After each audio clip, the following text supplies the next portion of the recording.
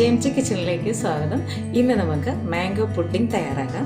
ഞാൻ ഇതിനു മുമ്പ് ഒരു മാംഗോ പുഡിംഗ് അപ്ലോഡ് ചെയ്തിട്ടുണ്ട്. അതിൻ്റെ വീഡിയോ നിങ്ങൾ കണ്ടിട്ടില്ലെങ്കിൽ അത് കാണുക.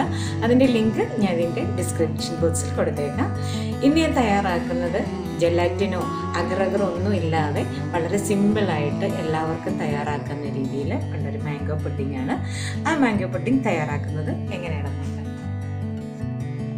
ഞാനിന്ന് മാംഗോ പുഡിംഗ് തയ്യാറാക്കാനായിട്ട് മൽഗോവ മാംഗോ ആണ് എടുത്തിരിക്കുന്നത്. ഇത് കുറച്ച് വലിപ്പമുള്ള മാംഗോ ആട്ടോ. ഞാനപ്പോൾ ഇതുപോലെ 2 എണ്ണമാണ് എടുത്തിരിക്കുന്നത്. നമുക്ക് പുഡിംഗ് തയ്യാറാക്കാൻ ഏതോ നീലം മാങ്ങയോ അൽഫോൻസ മാങ്ങയോ മൽഗോവ മാങ്ങയോ അങ്ങനെ ഏത് മാങ്ങ വേണമെങ്കിലും എടുക്കാം. മൽഗോവ മാങ്ങയ്ക്ക് നല്ല കളർ ഇല്ല കേട്ടോ. നമ്മൾ അൽഫോൻസ മാങ്ങയൊക്കെ എടുക്കുകയാണെങ്കിൽ ഇതിന് നല്ലൊരു യെല്ലോ കളർ കിട്ടും. ഇതിന് അത്ര യെല്ലോ കളർ ഇല്ല, ഒരു ലൈറ്റ് യെല്ലോ കളറാണ്. ഞാൻ തയ്യാറാക്കുന്നത് കസ്റ്റാർഡ് പുഡിംഗ് ആണ്. കോൺഫ്ലോർ ചേർത്തും തയ്യാറാക്കാം, കസ്റ്റാർഡ് ചേർത്തും തയ്യാറാക്കാം. കസ്റ്റാർഡ് ചേർത്തുള്ള ഒരു മാംഗോ പുഡിംഗ് ആണ് തയ്യാറാക്കുന്നത്. അപ്പോൾ നമുക്ക് ആദ്യമേ ഈ മാംഗോ ഒന്ന് പീൽ ചെയ്ത് ചെറിയ കഷ്ണങ്ങളാക്കി എടുക്കാം.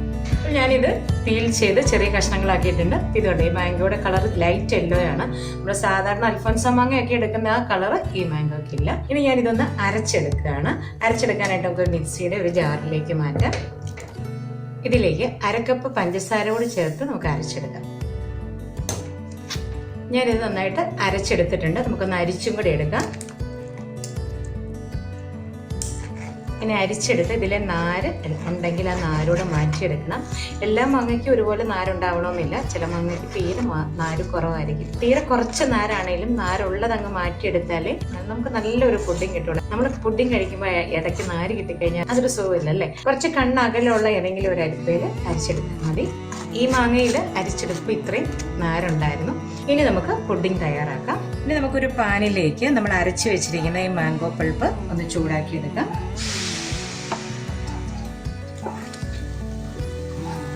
ഇതിലേക്ക് ഒരു നുള്ള് ഉപ്പ് ചേർത്ത് കൊടുക്കാം. പഞ്ചസാര നമ്മൾ ഓൾറെഡി ചേർത്തിട്ടുണ്ട്. ഇനി ഇത് കുറച്ച് വെള്ളമൊക്കെ പറ്റിച്ച് ഒന്ന് കുറുക്കിയെടുക്കാം.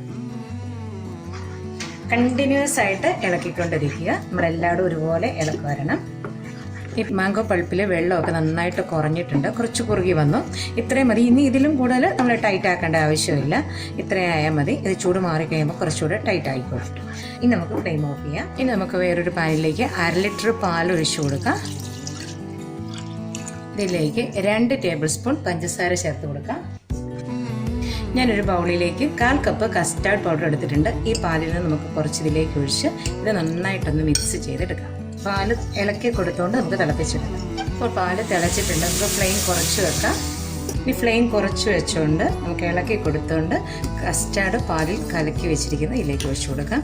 ഒഴിച്ചു കൊടുക്കുമ്പോഴേ നന്നായിട്ട് കണ്ടിന്യൂസ് ഇളക്കി കൊടുക്കണം. കാരണം ഇത് ഇളക്കി കൊടുക്കുമ്പോൾ ഇത് കട്ടയാവും. നല്ല സ്പീഡിൽ ഇളക്കി കൊടുക്കുക. ഇതിലേക്ക് 1/4 കപ്പ് ഫ്രഷ് ക്രീമും കൂടെ ചേർത്ത് കൊടുക്കുക. ലോ ഫ്ലെയിമിലിട്ട് 2 മിനിറ്റ് കൂടെ നമുക്കിതൊന്ന് ചൂടാക്കി കുറച്ചുകൂടി ഒന്ന് തിക്കാക്കി എടുക്കാം. നല്ല സ്പീഡിൽ ഇളക്കി കൊടുത്തുകൊണ്ടിരിക്കണം. കാരണം ഇത് നല്ല തിക്കായിട്ടുണ്ട്. ഇല്ലെങ്കിൽ അടി പിടിക്കും. അത് തന്നെയല്ല ഇത് കൂടുതൽ കട്ട പിടിക്കുകയും ചെയ്യും.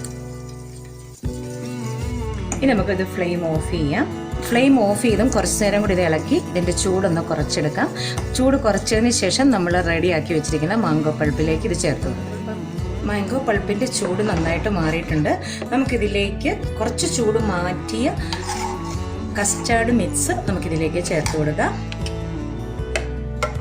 ഈ കസ്റ്റാർഡ് മിക്സും മാംഗോ പൾപ്പുമായിട്ട് നമുക്ക് നന്നായിട്ടൊന്ന് യോജിപ്പിച്ചെടുക്കാം. ഇപ്പം ഞാൻ ഫ്ലെയിം ഓൺ ആക്കിയിട്ടില്ല. ആദ്യമേ ഇതൊന്ന് യോജിപ്പിച്ചെടുത്തതിന് ശേഷമേ ലോ ഫ്ലെയിമിലിട്ട് ഒന്നുകൂടി ചൂടാക്കിയെടുക്കാം.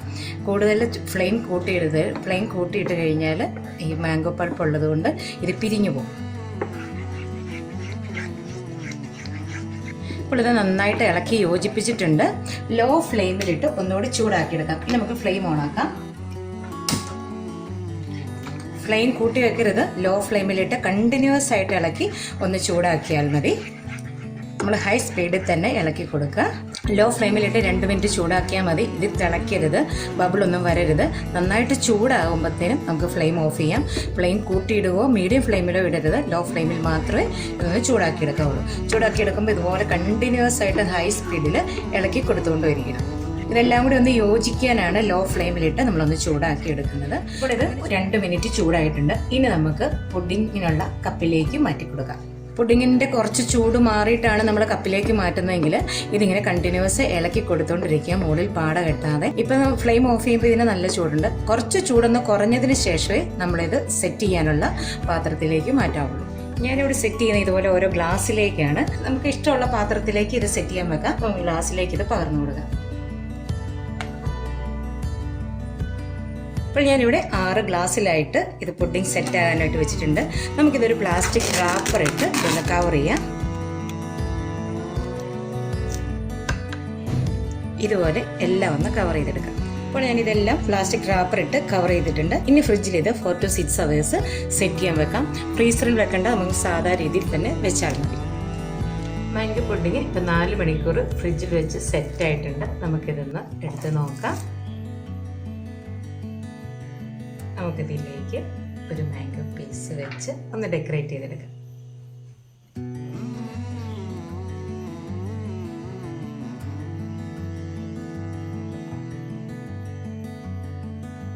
ഇപ്പോൾ നമ്മുടെ മാംഗോ പുഡിങ് വളരെ ടേസ്റ്റി ആയിട്ടുള്ളതാണ്, റെഡി ആയിട്ടുണ്ട്.